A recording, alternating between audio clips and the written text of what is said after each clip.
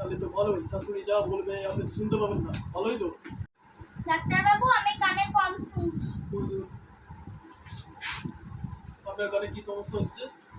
কানে কম শুনছি। দেখি,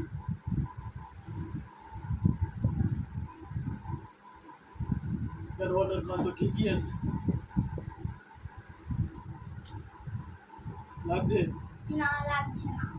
লাগছে? না। আপনার বিয়ে হয়েছে? হ্যাঁ। তাহলে তো ভালোই, শাশুড়ি যা বলবে আপনি তো শুনতে পাবেন না,